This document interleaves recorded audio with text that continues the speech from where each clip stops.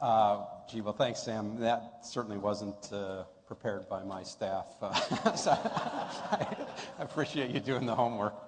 And you really do, and your colleagues do really wonderful things for the city, so I appreciate being introduced by you. I understand that last year at this podium was Bernie Marcus who gave the address to you all, and so I've had the privilege of meeting him. In fact, I sat next to him, I think last week at a lunch. And I know that he doesn't so much as speak as he commands attention and respect. And he and Arthur Blank and Ken Langone have built an amazing company that's been phenomenal for the city of Atlanta. And one of the amazing things about that company that I think a lot about is that at the end of the day, these were people that just said we could do a better hardware store. And I want to talk a little bit about starting companies. I've done a couple, as Sam mentioned in my introduction, and I've learned a few things. Running a business takes capital, as we all know. And many of you are here today because you're seeking financial capital. You also are trying to attract intellectual capital and human capital. But the capital that is even rarer and is the thing that many of us in this room admire is entrepreneurial capital. And like other types of capital, entrepreneurial capital will flow towards the opportunities and the organizations that offer the highest potential return.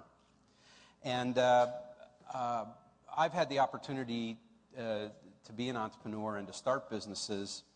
As Sam mentioned, not many people actually know about our company, although I think we're ranked about the 8th largest company in Georgia at this point in time. We have just under $1 billion in revenue and a $7 billion market cap.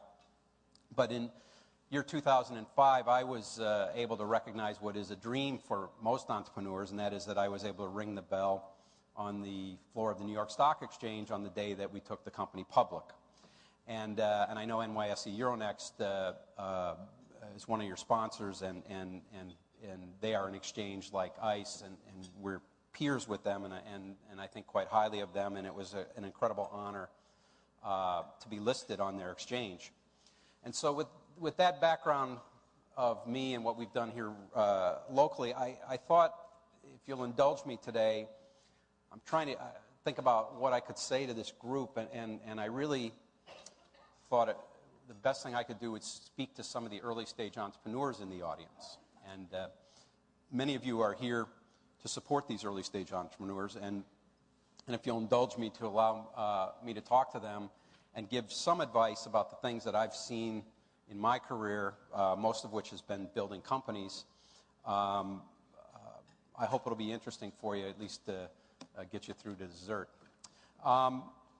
So one of the things in starting a company, if you don't mind, I feel kind of awkward behind a podium, so I'm going to walk over here and tell the audio guy if you could turn this mic on, it would be helpful. One of the things that I've done in my career is think about the various attributes that would make a business successful. And the very first thing that I eventually do when we were building and starting companies is I actually develop an escape plan. I develop a plan on how we will fail. And the reason that we do that is not because I've read about it in a textbook or learned about it in college, but I've had many experiences in my life where we were taking risk, and I would literally, at that moment in time when you're laying in bed and you're just about to fall asleep and you're kind of half conscious, I would have this unbelievable fear come over me. Literally like a panic. I would feel myself moving back and forth in the bed with my heartbeat. I felt like my heart was going to jump out of my chest. And I would have just dozens of irrational thoughts of fear and failure come through me to the point that I couldn't sleep. I would get up. I'd literally go in and sit on the sofa, turn on the infomercials, watch them, endlessly, try to lay down on the couch, fall back asleep, and invariably end up staying awake that night. And so one of the things that I learned that really allows me to get through life and take risk in building companies is to develop this plan for failure. And literally what I do every time we take a risk. Certainly I did it when we were in the startup phase, but I still even do it today as we take risk, is I think about consciously what will happen if this doesn't work out and how will we survive. And in the case of starting a new business, I would think about how will I pay the rent? How much rent do I need before I can find another job? Who are the people that depend on me and how can I take care of them? Who will I turn to for a job? What can I actually do? What skills do I have? How quickly would it take me to find a job? Who could I borrow money from? What would I say to my family? What would I say to my detractors that had all along said that we shouldn't be taking this risk? And after developing that plan, what I tend to do is I take that and I put it in a vault and I forget about it. And by virtue of literally having that plan, it tends to emotionally free you to take risk, because you know you've got this base and this foundation that you can turn to. And ICE was founded in year 2000. It was not necessarily an accident that year 2000 was the year we were founded. If you recall, we had the millennium, and New Year's Eve of the year 2000 was an incredible time. There were television shows leading up to it, people were doing retrospectives of the last decades and centuries, people talking about what we were going to have in the future, what we were going to see, and it was a time of great introspection. And for me, I had been toiling and trying to start what is today Intercontinental Exchange, and I literally made a New Year's resolution that this company was either going to be a boy or a girl, and I didn't care, but one way or another, we were going to make it succeed, or I was going to bolt and shut it down. And by February of 2000, we had basically put the business together, got partners, and launched the company. And the reason was that over that New Year's, I made my plan to fail. One of the things that we did is we gave away, I was the 100% owner of the company at that time, and I gave away 80% of the company. So for you entrepreneurs in the room, I gave away 80% of the company for zero. But I gave equity interest to people that we hoped would become our major customers. And in exchange for that, got their loyalty and got their business and built a company around that. We have been a beneficiary of the second thing that I want to point out to early stage entrepreneurs, and that is that we have been riding trends. In my introduction was mentioned that I was a power plant developer and I'd started a company right out of business school, and there was a trend there that the law had been changed to allow private companies to own utility-grade power plants. In the case of Intercontinental Exchange, we're riding a globalization trend. We're a platform for trading commodities, and it just so happens that there's an unbelievable demand being put on the global economic system for commodities as we've had the BRIC countries grow, and it coincides with a globalization trend that people need to access, buy and sell commodities, and we happen to do it via technology using the internet. And as a result of that trend has driven our business.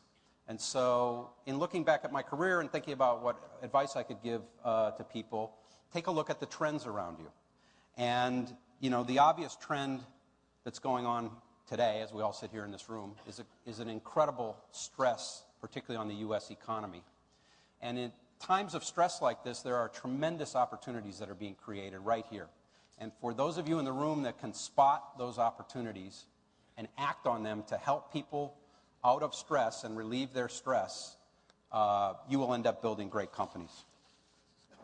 Another thing that I've learned that isn't obvious to a lot of entrepreneurs that I meet is to think big. I'm often, for some reason, and you can probably tell if you look at me in profile, my wife and I eat at a lot of restaurants as part of the job of being a public company CEO, and we're out a lot, and people come up and are constantly asking us to invest in new restaurants. And I enjoy being with entrepreneurs, so I always will take the meeting and talk about the restaurant. And invariably, I ask the chef or manager, about their vision for the restaurant, and they tell me. And I always ask them, how many restaurants are you going to build? And they say, one, and if it's successful, maybe we'll go out to Alpharetta and build number 2. And I always come back and say, look, it's very, very hard to raise money in life, and you all are in the business of either helping people to do that or asking for money, and you know it's very, very difficult.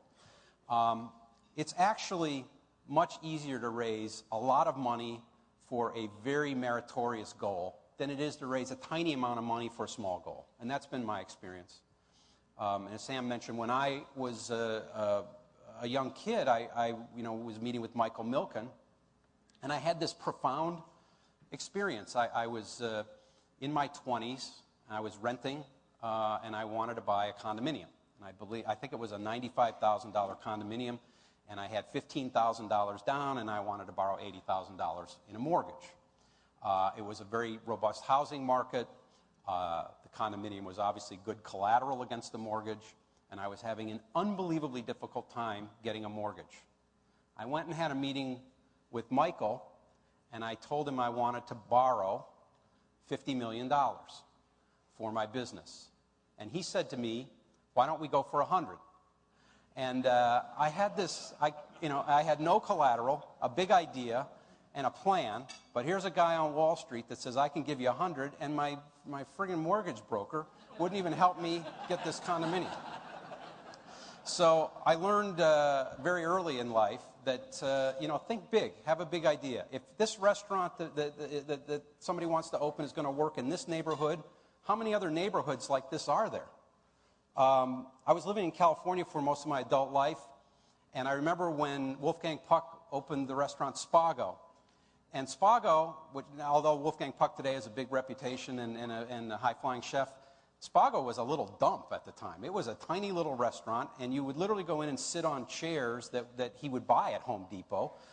They were $10 lawn chairs.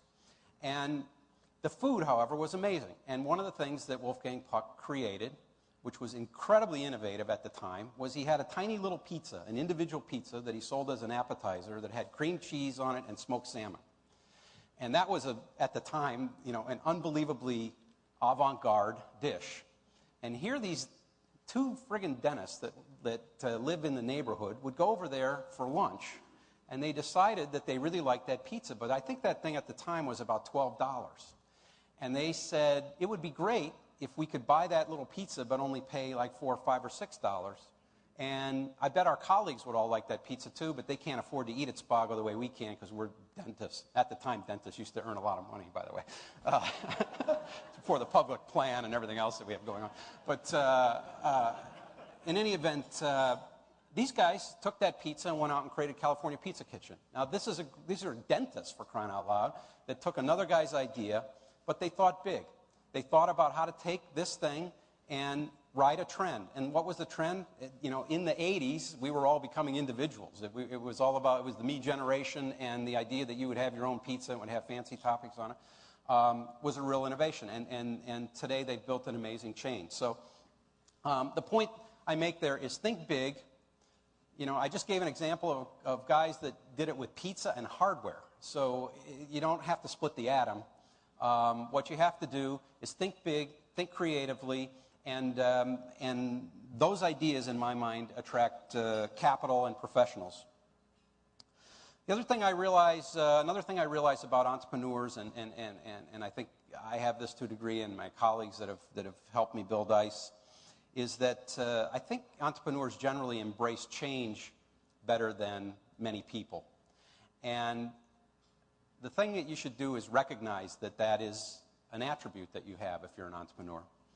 I'm really convinced that all of us in this room hate change. I think human beings hate change. We all get comfortable, and we all like what we're doing, and nobody really wants big change. And in fact, probably the debate that we're having right now in Congress is about changing health care. Half the debate is just about we don't understand it and we're scared of it. When I was a kid, I was an avid reader of Forbes magazine. And Malcolm Forbes at the time was the publisher, and I would read that magazine cover to cover every issue for years. And there's an article that was in there that I remember reading when I was probably about 20 years old that still stays with me to this day, and I want to describe it to you. There was an article about how people that had suffered near-death experiences, where they had literally died on an operating table and had been revived. And a study was done about what was the common experience there. And generally speaking, people would see a white light, and they would have these moments of their life flash in front of them. And they would replay key moments in their lives as they were losing their life. And Malcolm Forbes, in this article, asked the question, if you think about you putting yourself in that position, what are the 10 moments in your life that you think you will recall? And amazingly, they were all moments of profound change for most people. They were the birth of a son. They were your first kiss, your first date, the loss of your child or parent. They were moments that define your life as moments of change. And so the takeaway there is, we all resist change, but at the end of the day, when really put to the ultimate test, those are the moments that we tend to cherish and embrace. As an entrepreneur, as you go through building your business, if you think about how you're going to take risk and how you're going to change your own life and think about embracing that, the reality is you will be so much better off than the people that you're competing with. That alone, I think, will allow you to basically outmaneuver incumbents and others.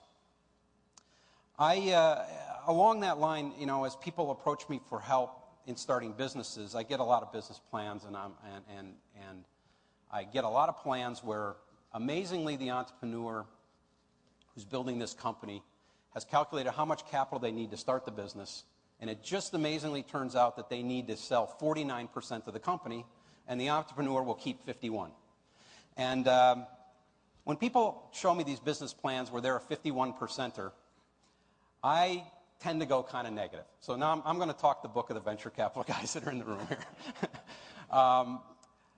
I mentioned I gave away 80% of my company, and I had the capital to do that, and so I'm not an advocate for trying to hold on to 51%. But to me, as a leader of a company and as investing in future leaders, I want to invest with people because I trust them. I want to invest in people whose ideas I share. If you ask the entrepreneur, why do you want to own 51%, they'll invariably tell you, well, I need to have control.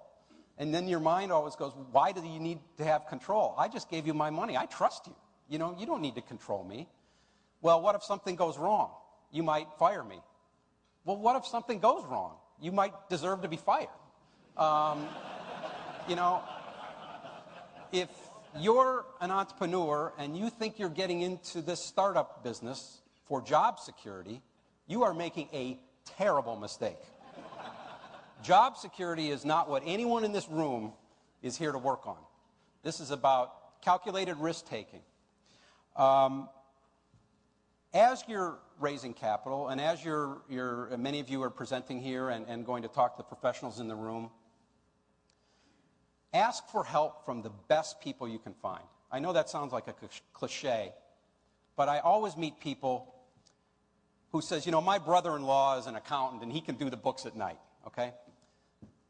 Look around here. There are some actual real accountants that actually build companies that understand Sarbanes-Oxley, that can prepare you to go public. There are lawyers in this room. There are venture capitalists who have built businesses, and they're all here to help you. Your brother-in-law, I'm sure, will dig in his pocket, but you don't need to go there first. All of us in the room, I think it's an American trait, we want to help the underdog. We want to put our capital and our investment and our friendships with people that are going someplace. We all like, you're driving the bus. We want to go for a ride. And as you seek out these professionals, and I'm telling you, entrepreneurs in the room, you can deal with the best lawyer on Wall Street. You can talk to the New York Stock Exchange. You can, these people are available to you. And when you seek them out, be honest with them. I've had the great pleasure of working with some fabulous people, and I've had to say to them, I can't afford you, okay? I can't afford $800 an hour. I'm a startup. And people understand that. And you know what happens? Sometimes people will say, fine, I'll sell my services for nothing. I'll take stock in your company. Or you know what? I've got a young protege that I'm trying to teach to learn the business. I'll put him or her on your account, and I'll mentor them. You'll get my knowledge, but you won't have to pay my rate. And so I would urge you to look for the best people around. Many of them are, I'm sure, in this room. Take their business cards. If you don't do a deal with them today, think about them and seek them out. It's literally how I've helped build many businesses. I want to talk about how you hire good people, because good companies are simply just collections of good people. And I'm going to embarrass one of my colleagues here today. Edwin Marcial is here. He's our Chief Technology Officer. And for those that don't know my company, we literally are on the cutting edge of technology. Because we run a trading platform that trades oil, we have Wall Street has algorithmic trading engines that are hooked to us that literally are reading news electronically, and when a missile goes off in the Middle East, the price of oil will spike before you and I can even hear a CNN story that does that. And those are computers trading with computers, and they put unbelievable stress on our systems, and they're all around the world. We have computers and people trading in 60 different countries that simultaneously talking to us. We are on the leading edge of network design. We work very closely with IBM, with Cisco, with Juniper, people like that. We can no longer use standardized equipment. We need to have highly optimized optical equipment to move bits and bytes around the world. And Edwin, my Chief Technology Officer, has won many awards, has worked with the best people in the industry, and is widely regarded as one of the top Chief Technology Officers in the United States, certainly here in Atlanta, and he's won awards for that.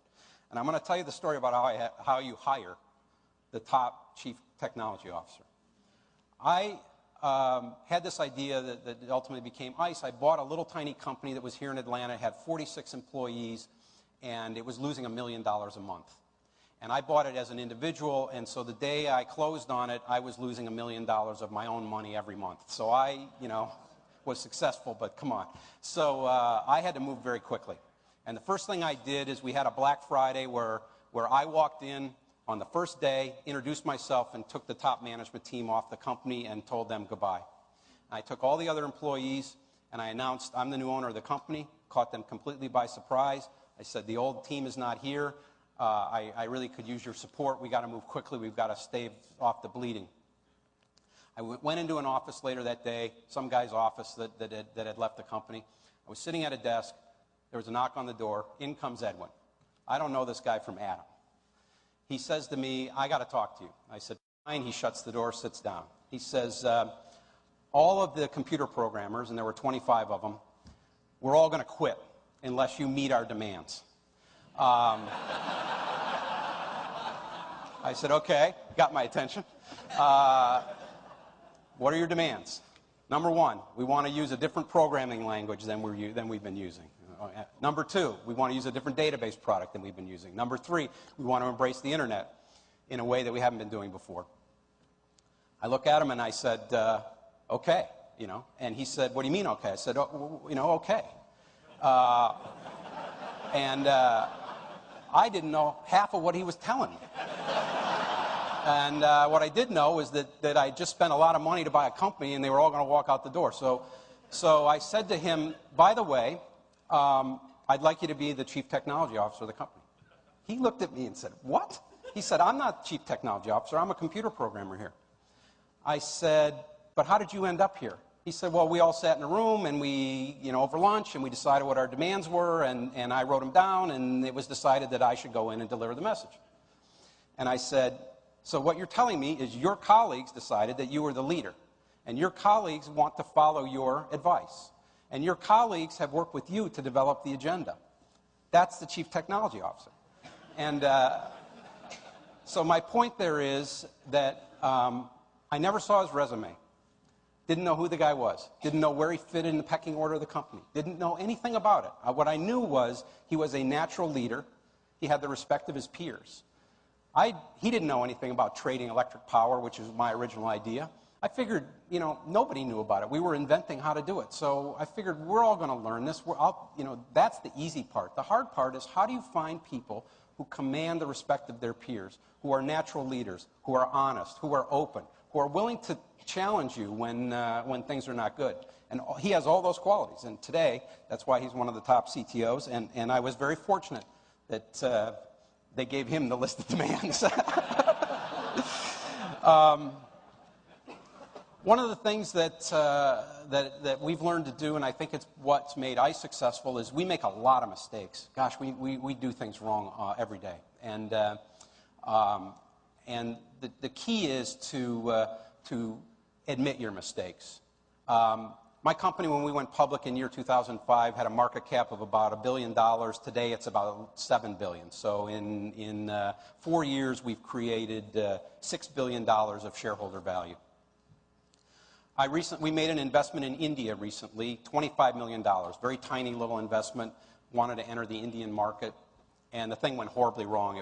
We invested in the wrong management team, we did a bad job, and we ended up writing off the investment. And on my earnings call last quarter, I went out of my way to say to our shareholders, I'm sorry.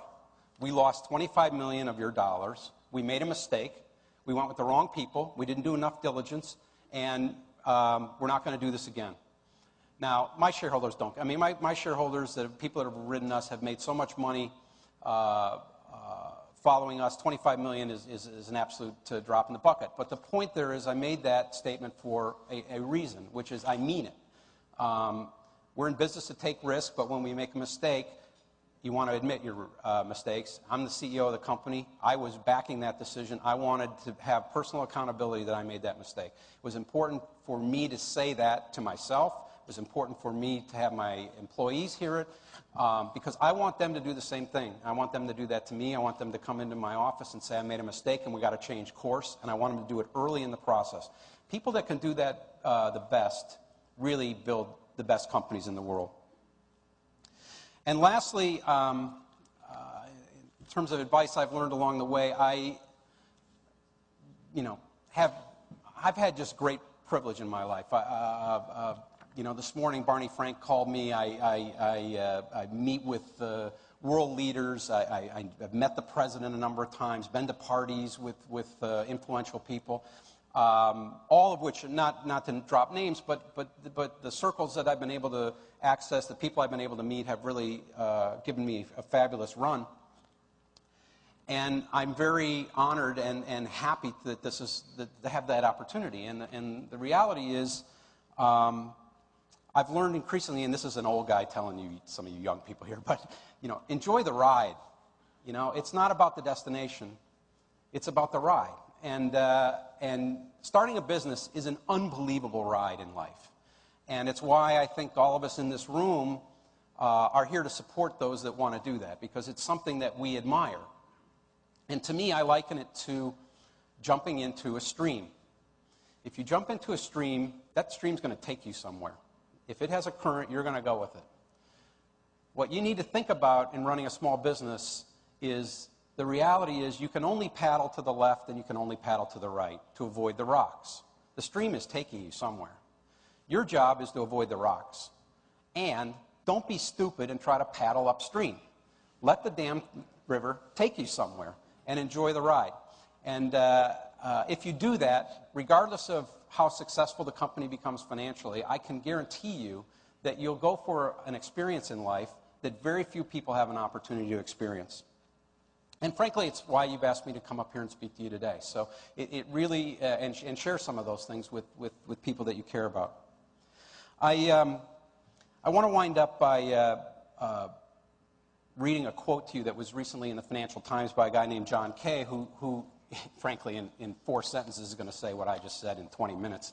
And it's a little more eloquent than I am, but I thought it was provocative. He recently wrote, "Great businesses depend on the talents of thousands of people, not just one. Their management require a multiplicity of incompatible talents, both vision but attention to detail, both emotional intelligence but analytic capability, both self-confidence but self-criticism. The most effective managers possess an idiosyncratic balance of attributes appropriate for the situations that they face, and the range of abilities successful companies require must be sought across a team rather than any individual personality. Wall Street Journal had an article here that one of many been written about the U.S. economy particularly. And a couple weeks ago, there was an article that they were opining, and they said, new companies will be critical to the strength of any economic recovery. Businesses in their first 90 days of life account for 14% of the hiring in the U.S. between 1993 and 2008, according to the Bureau of Labor Statistics. 14% of our jobs come from businesses that are in the first 90 days of their life. This recession is taking a particularly heavy toll on business creation as sources of small business funding dry up and as would-be entrepreneurs become more risk-adverse.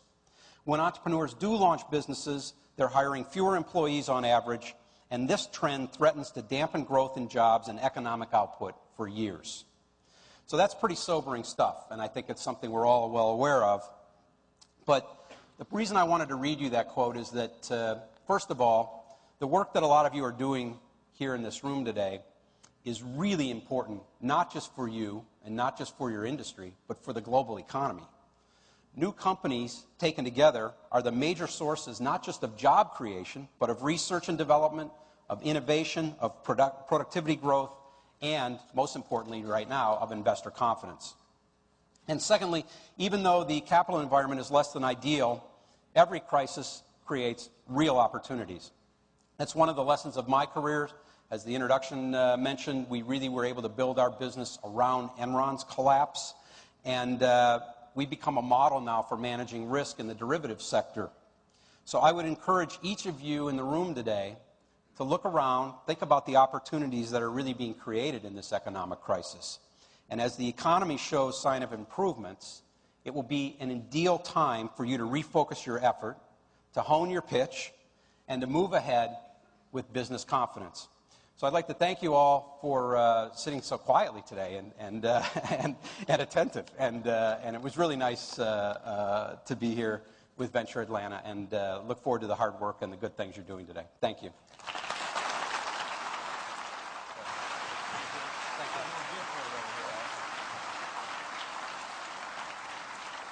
Oh my gosh. We have a little gift. Compliments of all our partners at Venture Atlanta for your great speech today. Oh, thank you. It's fantastic and very inspirational. And I'm also reminded that 90% of the companies in Metro Atlanta have less than 100 employees. 90%. Inc. magazine says this is the best place in America to start a new business, but we're also the 4th largest Fortune 500 headquarters. So thank you very much. Thank you very much. For what you do. Appreciate it. Thank you.